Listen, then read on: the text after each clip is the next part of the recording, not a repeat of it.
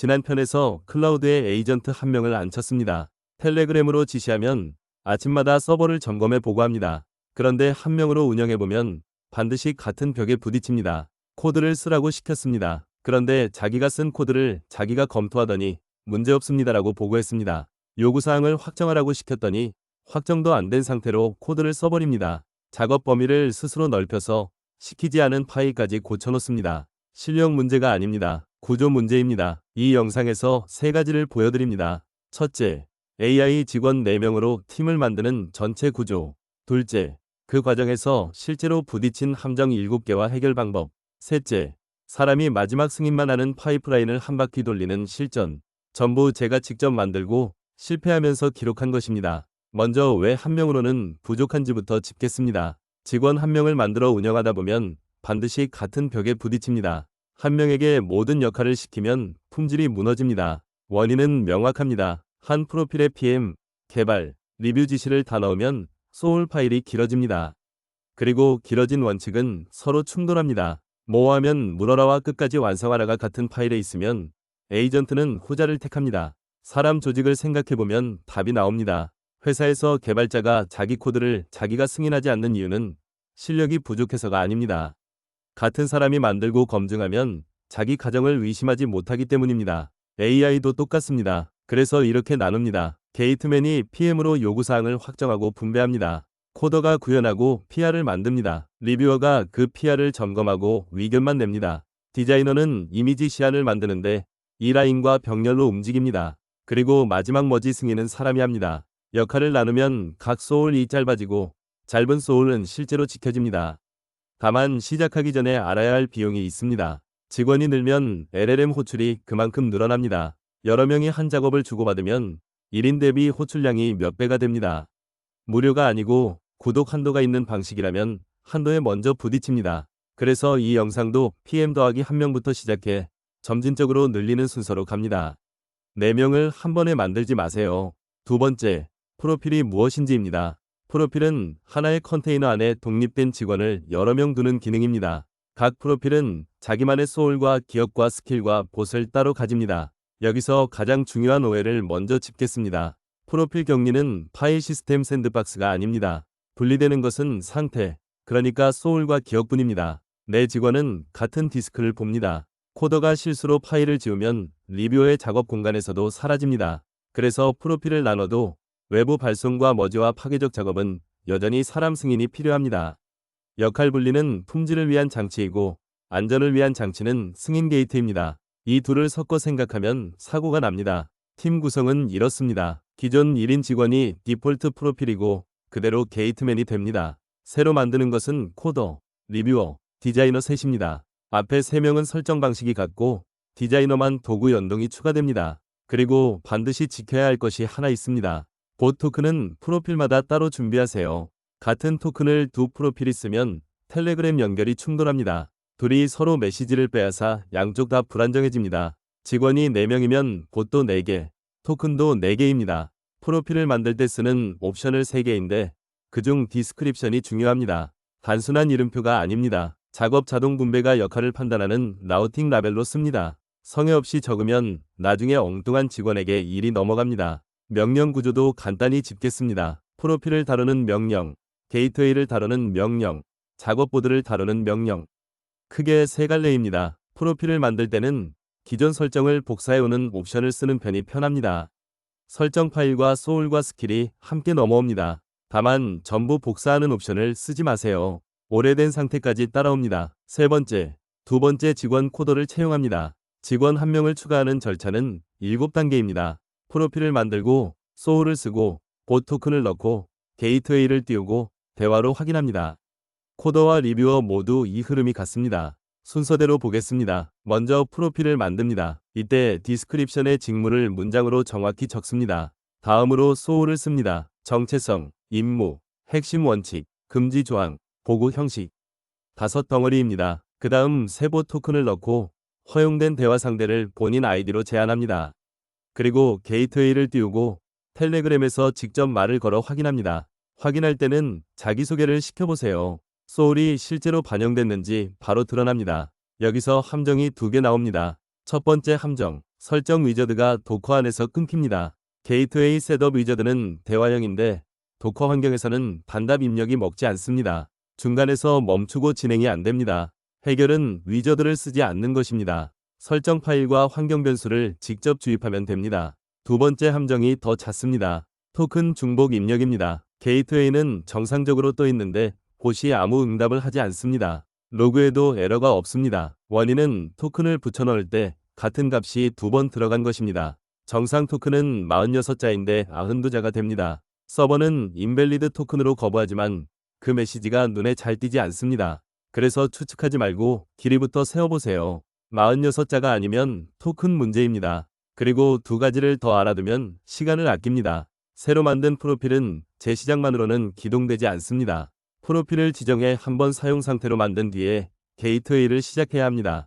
그리고 게이트웨이 리스트가 보여주는 상태 표시를 그대로 믿지 마세요. 실제로는 떠 있는데 X로 표시되는 경우가 있습니다. 상태 파일을 직접 확인하는 편이 정확합니다. 네 번째, 리뷰어입니다. 리뷰어를 만드는 이유는 하나입니다. 자기가 쓴 코드를 자기가 승인하지 않게 하는 것입니다.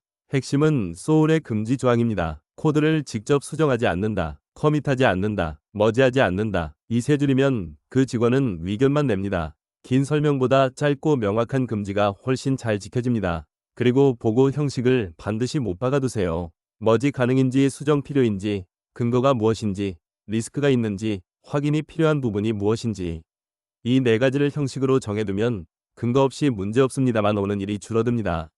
근거 없는 통과가 리뷰어의 가장 흔한 실패입니다. 그럴 때는 어떤 파일의 몇 번째 줄을 근거로 그렇게 판단했는지 되물으세요. 리뷰어에는 GitHub 연동이 추가되는데 여기서 함정이 나옵니다. 세 번째 함정, 루트 권한으로 저장소를 복제하면 에이전트가 그 폴더에 쓸 수 없습니다. 복제는 성공했다고 나옵니다. 그런데 에이전트가 작업을 시작하면 쓰기 권한이 없어서 옆에 새 폴더를 만들어 거기서 작업합니다. 성공했다는 보고는 오는데 원래 저장소에는 커밋이 없습니다. 해결은 간단합니다. 처음부터 에이전트 사용자로 복제하세요. 도커를 실행할 때 사용자를 지정하는 옵션 하나면 됩니다. 네 번째 함정은 소유권 경고입니다. 폴더 주인과 실행 사용자가 다르면 기시 의심스러운 소유권이라며 거부합니다. 이것도 소유자를 맞춰주면 사라집니다. 그리고 토큰 권한을 확인하세요. 컨텐츠 권한을 읽기 전용으로 두면 복제부터 막힙니다. 푸시가 거짓으로 나오면 이 설정을 의심하세요. 다섯 번째, 디자이너입니다. 디자이너는 앞에 세 명과 성격이 다릅니다. 이미지와 영상을 만들려면 외부 도구 연동이 필요하기 때문입니다. 그리고 여기서 가장 많이 하는 실수가 나옵니다. 다섯 번째 함정, 이미지 생성 모델을 두뇌 자리에 넣는 것입니다. 모델 프로바이더 설정에 이미지 생성 모델을 적으면 기동조차 못하거나 떠도 이미지를 못 만듭니다.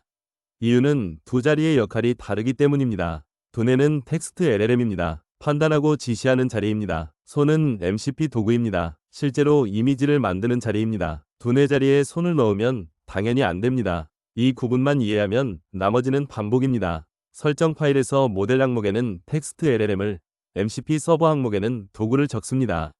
두 개는 다른 자리입니다. 여기서 하나 더 주의할 것이 있습니다. 컨텍스트가 작은 모델은 두뇌가 될 수 없습니다. 도구 정의와 대화 기록이 들어가면 금방 한도를 넘습니다. 그리고 검증할 때 터미널 대화창으로 하지 마세요.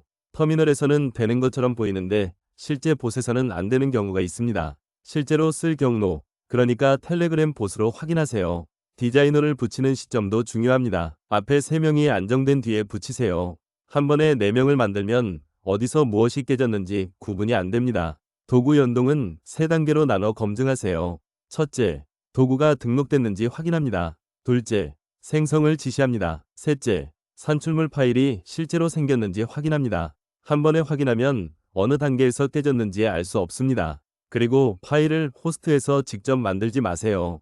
권한 문제가 납니다. 컨테이너 안에서 에이전트 사용자로 만들어야 합니다. 여섯 번째, 이 영상에서 가장 중요한 부분입니다. 여섯 번째 함정, 도구가 죽었는데 결과가 오는 것입니다. 제가 실제로 겪은 일입니다. 외부 생성 도구를 붙여 쓰다가 네트워크가 막혔습니다. 커맨드로 확인해보면 응답 코드가 000으로 나옵니다. 연결 자체가 안 된 겁니다. 그런데 에이전트는 결과물을 보내왔습니다. 실패를 보고하지 않고 자기가 아는 다른 방식으로 오해한 것입니다. 도구를 쓴 것처럼 보이지만 실제로는 안 썼습니다. 진짜 문제는 사람이 그걸 몰랐다는 것입니다. 교훈은 이렇습니다. 산출물이 왔다는 것은 도구가 작동했다는 증거가 아닙니다. 반드시 두 가지를 확인하세요. 첫째, 네트워크 응답이 즉시 오는가. 둘째, 산출물 파일이 지정한 경로에 실제로 생겼는가. 이 둘을 보기 전까지는 성공이 아닙니다. 이 위험은 디자이너에게 특히 크게 나타납니다. 코드 작업은 빌드가 실패하면 바로 드러납니다. 그런데 이미지는 그럴듯한 무언가가 나오면 성공처럼 보입니다. 그래서 소울에 도구 호출이 실패하면 실패를 보고한다는 문장을 넣으세요. 그리고 작업을 시킬 때 완료 조건에 파일 경로를 넣으세요. 산출물 파일 경로를 보고하라고 정해두면 실제 산출물 여부가 바로 확인됩니다. 일곱 번째, 직원들이 협업하는 방법입니다. 가장 먼저 깨야 할 기대가 있습니다. 일곱 번째 함정, 텔레그램 봇끼리는 서로 메시지를 받지 못합니다. 코더봇이 리뷰어 봇에게 리뷰해달라고 말을 걸 수 없습니다. 그래서 협업은 다른 방식으로 합니다. 공유 작업 보드입니다. 작업을 보드에 올리면 지정된 프로필이 그 작업을 집어서 실행합니다. 작동 방식은 이렇습니다. 디스패처가 게이트웨이 안에 들어있고 60초마다 준비 상태의 작업을 가져갑니다. 따라서 게이트웨이가 떠 있어야 작업이 실행됩니다. 봇을 껐으면 보드에 작업만 쌓입니다. 실제로 돌려보면 배정 직후 디스패처가 집어서 코더가 37초 만에 실행하고 완료했습니다. 실행 기록에 프로필이 코더로 찍히면 핸드오프가 실제로 작동한 것입니다. 여기서 한 가지 권하지 않는 것이 있습니다. 작업 자동 분배는 처음에 쓰지 마세요. 별도 LLM 설정이 필요하고 호출이 많아 비용이 뜁니다. 일상 운영에서는 직접 배정하는 편이 비용 예측과 통제가 쉽습니다. 디자인 작업도 같은 방식인데 완료 조건을 파일 경로로 못 박아두세요. 방금 말한 여섯 번째 함정을 여기서 막는 장치입니다. 실제 명령은 간단합니다. 보드를 초기화하고 담당자 목록에 내 프로필이 다 보이는지 확인합니다. 그 다음 제목과 담당자와 내용을 넣어 작업을 만듭니다. 진행은 리스트로 보고 결과는 쇼로 보고 실행 기록은 런스로 봅니다. 준비, 실행, 완료 순서로 상태가 바뀌면 정상입니다. 여덟 번째, 팀이 사고 치지 않게 하는 법입니다. 직원이 늘면 1인 체제에는 없던 위험이 생깁니다. 첫째, 핑퐁입니다. 코더와 리뷰어가 서로에게 일을 넘기며 끝없이 왕복합니다. 각 왕복이 LLM 호출이라 비용이 그대로 누적됩니다. 핸드오프 횟수 제한을 규칙으로 넣으세요. 둘째, 역할 침범입니다. 리뷰어가 수정하는 게 빠르겠다며 코드를 직접 고치면 리뷰 게이트가 사라집니다. 셋째, 낡은 전제로 계획을 세우는 것입니다. 제가 실제로 겪었습니다. 원격 에이전트가 오래된 저장소 복제본을 보고 계획서를 썼습니다. 이 라이브러리를 새로 설치해야 한다고 적혀 있었는데 실제로는 이미 설치돼 있었고 그 기능이 운영 중이었습니다. 계획대로 실행했다면 멀쩡한 설정을 덮었었을 겁니다. 그래서 실행 전에 세 줄을 대조하는 규칙을 만들었습니다. 원격이 최신인지 확인한다. 새로 설치해야 한다는 주장이 실제로 없는 것인지 확인한다. 다른 항목을 표로 뽑아 사람에게 보고한다. 그리고 이건 절대 자동화하지 마세요. 메인 브랜치 머지, 외부 발송, 결제, 권한 변경, 파일 삭제, 강제 푸시. 전부 사람 승인입니다. 마지막으로 실전 한 바퀴입니다. 첫 작업은 작게 잡으세요. 파일 하나 추가로 끝나고 눈으로 확인되고 되돌리기 쉬운 것. 그리고 로그에서 두 가지를 보세요. API 호출 수는 곧 비용입니다. 첫 작업에 숫자를 기록해두면 이유를 예측할 수 있습니다. 승인 로그가 찍혔는지도 확인하세요. 승인 게이트가 실제로 작동한 증거입니다. 한 바퀴를 돌린 뒤에는 8가지를 점검하세요. 게이트맨이 모호한 지시에 되물었는가? 작업이 보드에서 준비, 실행, 완료로 진행됐는가? 로그에 승인 게이트가 찍혔는가? 로컬과 원격의 커밋 해시가 일치하는가? 리뷰어가 코드를 고치지 않고 위견만 냈는가? 리뷰어의 위견에 구체적 근거가 있었는가? 머지한 뒤에 코더가 메인을 최신화했는가? 그리고 호출수를 비용 기준선으로 기록했는가? 8개가 다 통과하면 파이프라인이 완성된 것입니다. 그 중에서도 마지막 최신화를 빠뜨리지 마세요. 이걸 빠뜨리면 다음 작업이 낡은 코드에서 시작합니다. 방금 말한 낡은 전제 사고가 바로 여기서 생깁니다. 마지막으로 확장 순서입니다. 한꺼번에 하지 마세요. PM과 개발 2명으로 한 바퀴 돌려 안정화하고 리뷰어를 붙여 3명으로 만듭니다. 그 다음 반복 작업 하나를 무인화하고 그 뒤에 디자이너를 붙입니다. 각 단계에서 비용과 사고 빈도를 기록하세요. 숫자 없이 확장하면 어느 지점에서 한도를 넘었는지 알 수 없습니다. 그 다음 방향은 두 가지입니다. 슬랙을 붙이면 채널 기반 협업이 됩니다. 다만 회사 워크스페이스에 바로 붙이지 마세요. 전용 워크스페이스를 새로 만드는 편이 안전합니다. 크론을 엮으면 반복 업무가 무인으로 흐릅니다. 이때도 마지막 승인 게이트는 없애지 마세요. 게이트를 없애는 순간 앞에서 말한 사고들이 전부 조용히 일어납니다. 여기까지가 4명으로 팀을 만드는 전체 과정입니다. 지난 편 마지막에 직원 1명을 팀으로 확장하는 이야기를 다음에 하겠다고 했습니다. 여기까지가 그 내용입니다. 핵심은 3줄입니다. 프로필을 나누면 소울이 짧아지고 짧은 소울은 지켜집니다. 복끼리는 대화하지 못하니 협업은 작업 보드로 합니다. 그리고 머지는 끝까지 사람이 합니다. 설정 명령과 소울 전문, 그리고 함정 19개 전부는 전자책에 정리해뒀습니다. 링크는 설명란에 있습니다. 다음 편은 AI가 지어낸 걸 AI가 잡아내게 만드는 이야기입니다. 에이전트가 자료를 찾을 때 확인됨과 추론됨과 못 찾음을 강제로 구분하게 합니다. 출처를 대지 못하면 사실로 쓰지 못합니다. 오늘 본 6번째 함정, 도구가 죽었는데 결과가 오던 그 문제의 확장판입니다. 봐주셔서 감사합니다.